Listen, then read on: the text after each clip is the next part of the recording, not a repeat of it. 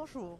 En direct des Assises 2010, les 10 ans, nous retrouvons Sourcefire, en l'occurrence Cyril Badeau, qui va nous présenter la société en France et ce qu'elle fait et sa spécificité. Bonjour.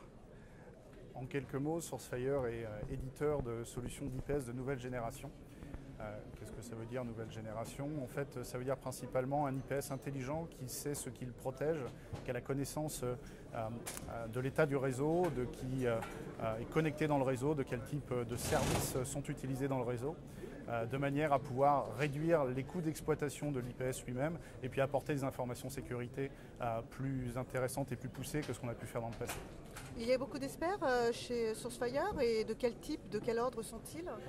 Chez Sourcefire, nous avons uniquement des experts IPS parce que nous ne faisons que de l'IPS. Nous sommes environ 350 dans le monde, uniquement sur ce métier-là. Une grosse partie de l'équipe est technique au sens avant-vente pour aider nos clients à organiser leurs architectures de sécurité.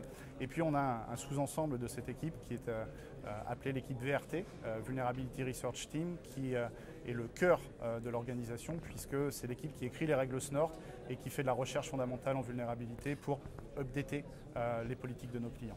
SNORT, le nom du produit que Sourcefire propose à ses clients. Oui, alors Sourcefire, c'est l'évolution de Snort. Sourcefire a été fondé par Marty Rush, qui est le créateur de Snort. Et la solution professionnelle sous forme d'appliance aujourd'hui proposée par Sourcefire intègre le moteur Snort et utilise exclusivement le moteur open source qu'on peut télécharger gratuitement sur snort.org. Vous faites de la détection d'intrusion en fait. Toutes les vulnérabilités qui sont sur le réseau, vous pouvez les remonter, avertir les personnes? Alors on fait de la détection d'intrusion et de la prévention d'intrusion, c'est-à-dire qu'on est capable de bloquer des attaques qui sont reconnues. Et on va au-delà de ça, alors c'est la notion apportée par le Gartner de New Generation IPS. On a également la connaissance du comportement du réseau. Donc on va être capable de détecter et de stopper un comportement anormal qui n'est pas une attaque, qui n'est pas un exploit de vulnérabilité, mais qui est, je dirais, une violation de conformité dans le réseau, ou bien un service qui démarre qui ne devrait pas être là, ou bien pour être plus proche de l'actualité, des machines qui sont intégrées dans un botnet ou dont le contrôle a été pris à distance. D'accord. Quels sont vos clients traditionnels en fait? À qui vous vous adressez? Alors nos clients traditionnels sont les grandes banques mondiales, les gouvernements principalement, avec cet historique SNORT, et puis les industries à forte valeur ajoutée qui souhaitent réellement protéger des environnements extrêmement sensibles, soit des data centers importants, soit des environnements de type SCADA. Vous m'avez parlé d'une évolution de vos clients. Jusqu'à présent, vous étiez en train de visiter, de sauvegarder, de détecter les intrusions sur les grands réseaux, donc de grands comptes, sur les réseaux SCADA, c'est tous les réseaux eau, gaz, électricité, pétrole. Et maintenant, vous avez de nouvelles demandes. Alors en fait, des nouvelles demandes, pas réellement, en fait c'est le profil de la menace qui a changé. Nous, on protège historiquement les informations importantes pour les sociétés, donc data center, réseau SCADA, etc.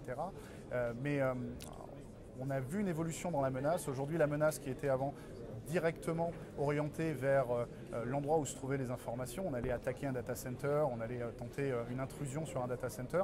Aujourd'hui, les hackers passent par d'autres biais. Ils utilisent les réseaux sociaux ou toute autre manière de pénétrer les machines clientes des utilisateurs. Et en passant par une vulnérabilité d'un browser, ils vont pouvoir prendre la main sur la machine et par rebond, aller accéder aux ressources de l'entreprise qui sont dans ces réseaux SCADA, qui sont dans ces data centers. Donc, la demande forte aujourd'hui, c'est d'étendre le spectre de protection, non plus confiné à l'environnement où se trouvent les applications critiques, mais à l'ensemble de l'environnement du client, des machines clientes, de l'endroit où les utilisateurs peuvent accéder et se connecter. D'accord. Donc les réseaux IP et dorénavant, via des stations, des postes clients, on peut attaquer ces fameux grands réseaux, ces réseaux SCADA, ces réseaux industriels et tout le reste. Tout à fait. D'un côté, la plupart des réseaux SCADA sont passés sur IP avec des passerelles vers les autres réseaux dits bureautiques. Donc le risque vient de là. Il faut aussi mesurer ce qui se passe au niveau des réseaux bureautiques. Et notre connaissance de la cartographie réseau et du comportement temps réel du réseau est extrêmement importante. Et puis il y a aussi une autre tendance forte. même si on n'est pas dans un environnement SCADA.